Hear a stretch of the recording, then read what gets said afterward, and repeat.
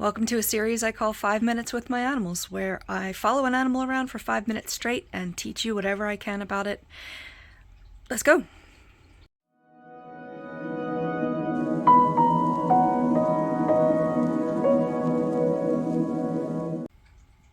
Okay, so this is Puffin.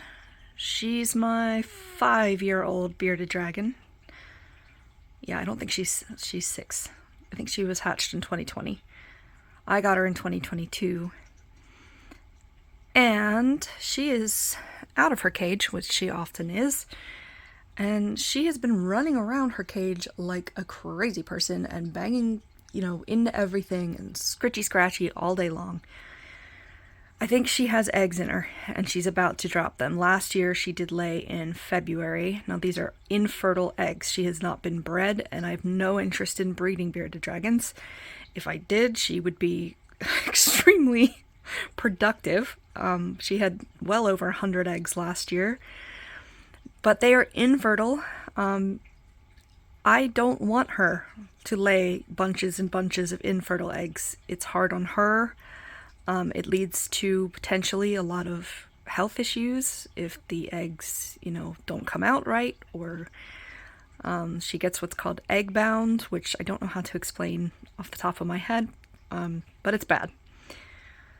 So lots could go wrong in the process, and last year she did this 5 times.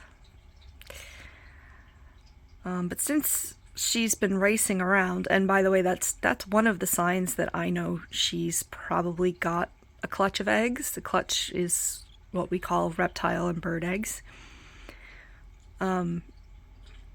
I recognize those behaviors, and I have, in this bin right here, I have a dig box. It's full of sand. I'd like to put it in her cage so that she can access it whenever she wants and not just when I bring her out. That'll be very soon. Probably, actually, at the end of my workday today. Now, she had been racing around like a crazy person out here. But of course, as soon as I sat down to film her, she stopped. She might be getting cold. I have a heating pad here. They're not underneath heat animals. But there's no sun coming in the windows today, and I don't want her to get too cold. So I just put it out as an option for her. But she hasn't even noticed it, I don't think. Now she likes to keep going to the door. I don't know why. It's colder out there. She's been out there. But, they're not the smartest creatures. I think bearded dragons and lizards, larger lizards in general, are probably some of the smartest reptiles as a whole. But I don't know why or how she knows that there's something else going on out there. Or maybe she doesn't and she's just like, I can't get through this weird wall. Or maybe she's smarter than I'm giving her credit for and she does remember. But it's frustrating when she, climbs against the glass and wants to get out. We call it glass surfing, when they keep, trying to climb up the glass in their enclosures. She keeps glass surfing, and then I take her out, and she runs over the door and, climbs on the wall like this. What are you even doing?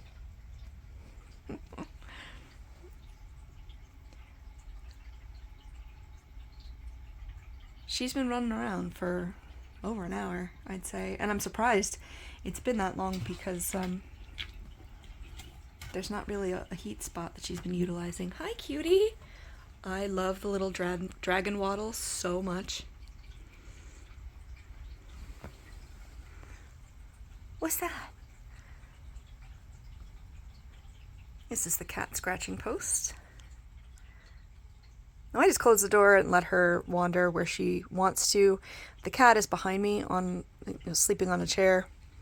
So I don't want them to get close together, but so far Puffin's only tried to climb up there once and I just moved her and she let it go. You're the cutest. Look at the face. Look at the face. Oh, my cutie. That is not blood on her chin. Those are berries. I incorporate berries often into her salad. They don't live exclusively off. Sorry, I don't know what I just said. But I gotta keep going. It's 5 minutes with my animals. Berries are not their sole diet or anything. They need greens, dark leafy greens. They need some insects and a variety of other, mostly vegetables, fruits. You gotta watch because they're very sugary. But man, when I give her blackberries or blueberries, she just slams them. She is so in love with her berries, so much that she just smushes her entire face in there. You gonna jump up on that? You gonna show us how you climb?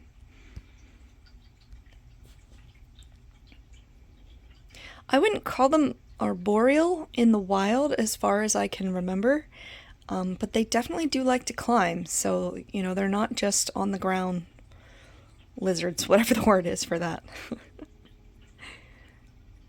They like to explore. I mean, they're, you know, fairly intelligent, like I was saying. Hi, she's changing her mind. Now her movements are going to be slower as she cools down.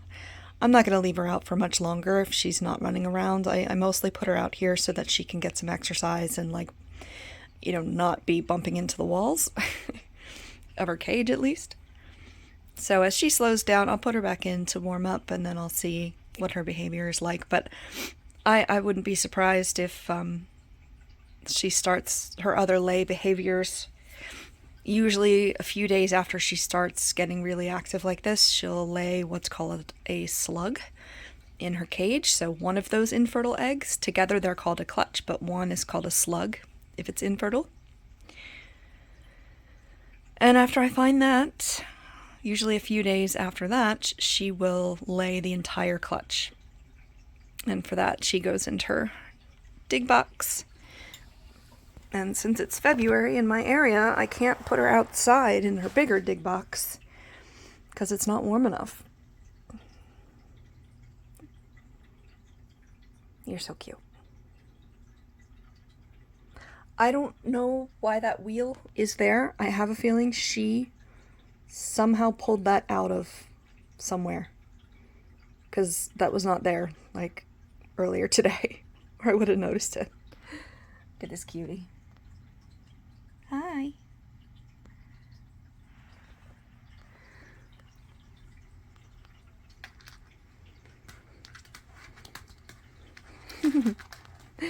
You like to climb, but that's not the best traction ever. This is actually my aerial dance mat that I unfold under my equipment, but I didn't have a place to store it, so I put it here. Now the cat is up in that chair, so I'm gonna watch her, make sure she doesn't climb up. I think she's looking for the sunshine spot that we had yesterday, but it's raining out today, so there isn't one. You gonna lay on the blanket? Now, blankets don't necessarily keep them warm because they don't produce any body heat.